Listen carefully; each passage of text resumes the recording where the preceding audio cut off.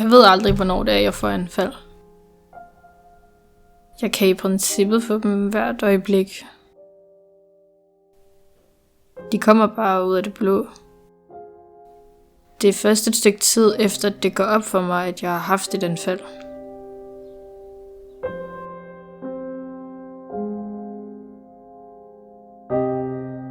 Det er først, når frygten og ubehaget i kroppen rammer mig, at det går op for mig, at jeg har haft et anfald. Og det er her, jeg oplever det her tab af kontrol. Jeg har epilepsi, og det er en hjernesygdom.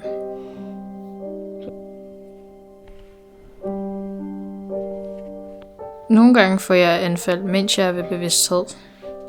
Jeg får pludselig svært ved at snakke og formulere ord og sætninger. Derudover så kan jeg blive døsig, forvirret, og sådan jeg ikke ved, hvor jeg er henne.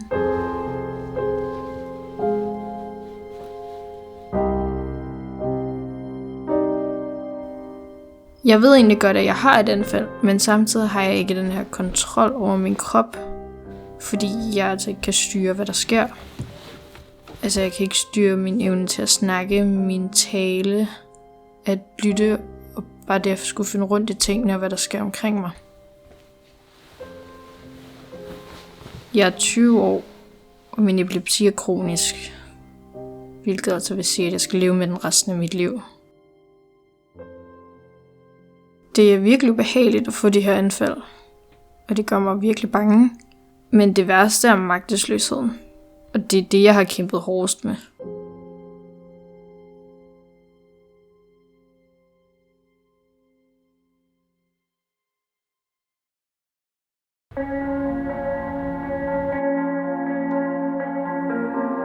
For lidt over et halvt år begyndte jeg at træne.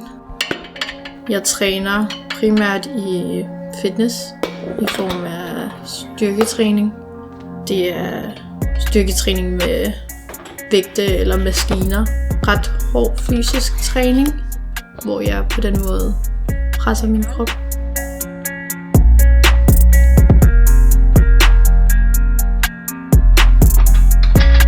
Når jeg er oppe at træne, oplever jeg en ro i mit hoved, men også i min krop.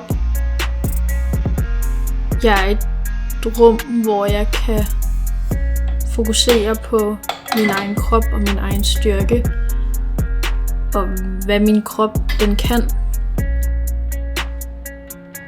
Jeg fokuserer på teknikken med mine øvelser,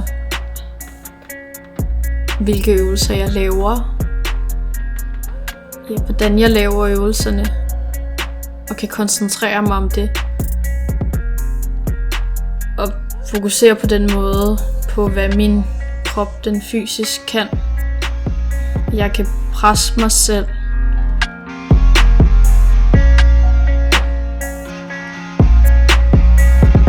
Og teste mig selv lidt, for så at lære min egen krop bedre at kende.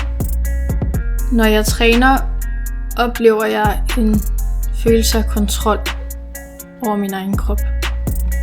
Jeg har kontrollen over min egen krop, og hvad min krop den fysisk kan, hvilket er i kontrast til det, som jeg oplever, når jeg får min anfald, hvor jeg simpelthen absolut ingen kontrol har over min egen krop. Træningen giver mig derfor noget, som epilepsien den tager fra mig.